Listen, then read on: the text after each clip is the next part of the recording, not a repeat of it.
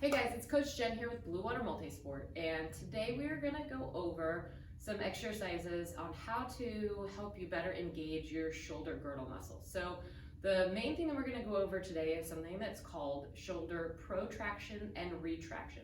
So this is something that if you haven't worked on it before, it might be difficult for you to grasp. So I'm going to give you a bunch of different ways that you can practice this, and during this time of us having a lot less extra activities going on, now is a great time to start focusing on technique and slowing things down and making sure that you're using the right muscles to do the movement that you're asking to perform. So for my swimmers, right, we have a lot of Dryland exercises that you're doing, and it might sound a little bit silly at first, but I program it that you're doing 100 reps of every part of that exercise, and there's a reason for that. It takes you about 80 to 100 reps of an exercise every day for about 4 to 6 weeks for it to become muscle memory. So when you're programmed to do 100 of an exercise, it's because I want you to really focus on slowing things down and making sure that you're using the right muscles to do what I'm asking you to do. So in this exercise, we're gonna have just a resistance band. So this is a light resistance band. This is only about 7 pounds.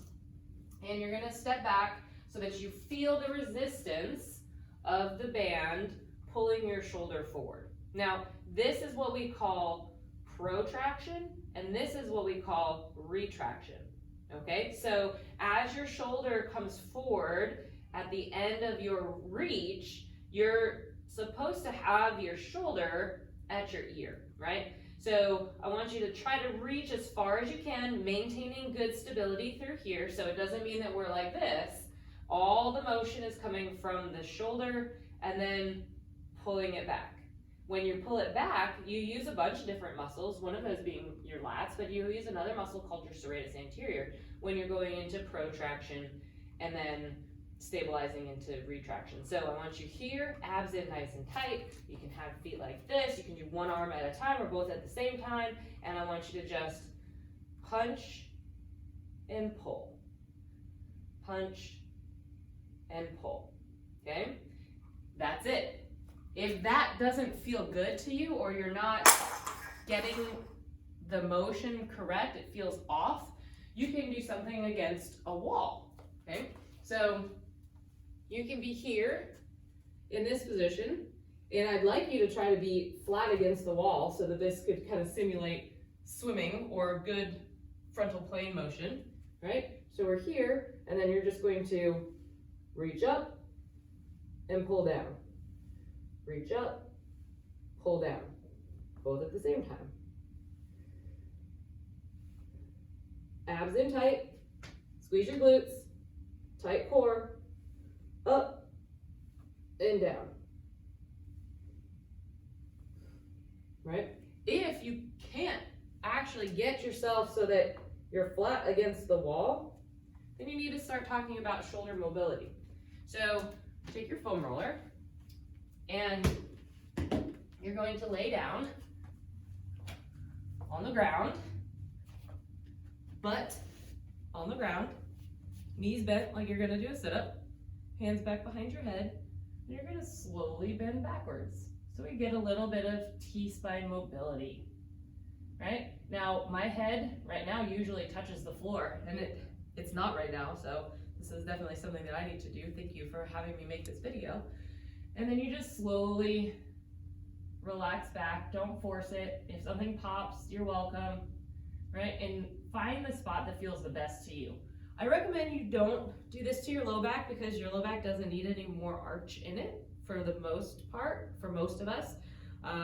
But try to get a little bit of extension from your T-spine, which is where your ribs are, right? Then you're going to sit on your foam roller. So hopefully you have a nice long one like this so that your head is supported, your butt supported, hands are out to the side like this. And if you didn't get a chance to grow up in a place that has snow, I'm sorry, I call this one the foam roll snow angel because minus the rig in the way, you're going to bring your arms up and you're going to try to keep elbows, ooh, I'm tight. I did some push-ups yesterday. You're going to try to keep elbows, wrists, and hands on the floor as you slide all the way up. And then all the way back down. What I want you to notice too is because you have the feeling, the proprioception of that foam roll underneath your spine, if you get to a position here and you feel like your chest comes up because you're trying to keep your elbows, wrists, and hands on the ground, that's not going to help anything. So I want you here, and if this is where you are because your abs are engaged and your ribs are nice and down, then that's where you are. That is okay, right? Because this is going to show us whether or not you can bring your arm up overhead or if you're stuck here. Okay? Another exercise that you can add into your arsenal, and this is not very long, this is only taking about a minute or two per, is going ahead and standing against the wall. So my shoulder is touching the wall and my hip is close to the wall and my hand's in the way. And you're going to start with the back part of your hand scraping against the wall. You're gonna bring it all the way up, and you're gonna flip, and then you're gonna bring it back behind you. Now notice that my shoulder has now pushed away from the wall just a little bit, and that's okay because as you saw when I was on the ground, I had a little bit of tightness. Also, I want you to realize that I am turning my T-spine just a little bit so that I can get more motion. That's okay. I don't need you to be rigid and be straightforward and then be like, oh, I can't get my arm back there, because that's not normal motion, right? If we're here, we have a little bit of extra rotation through the T-spine, that's perfectly fine. So I would like you to do this, up, flip, back, and together 5 times each side.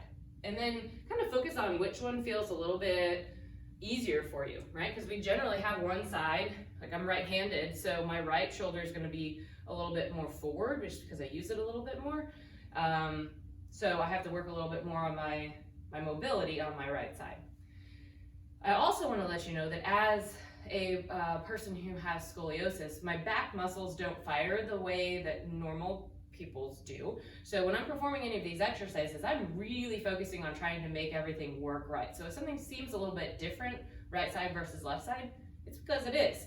So lastly, what I want you to think about, so we did back bend over the foam roll, we did snow angels, you did circles, we'll call those wall circles, and then you can do one arm or both arm up the wall reaches with a push and a pull. You can do it with resistance in this forward reached position, push, pull. And then the last one, and I just made this one up the other day, I want you to get into this position so that shoulders are right, or hands are right underneath shoulders.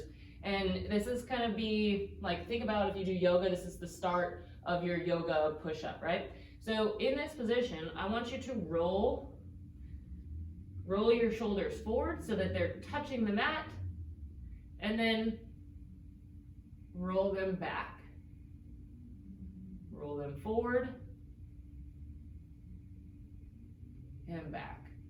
And when I do this, I feel all of the muscles that are there to support my shoulder blade engaging, which is really exciting. You can even come up a little bit if you want to, so head's in neutral position.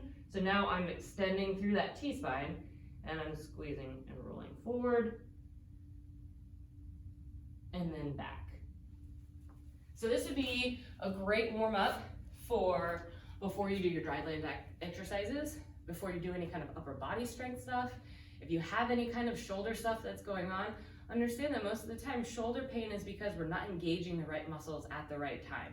So when you slow things down and make sure that you're focusing on the right muscles to do the movement, you should be able to do things pain-free. I hope you enjoyed. Happy training.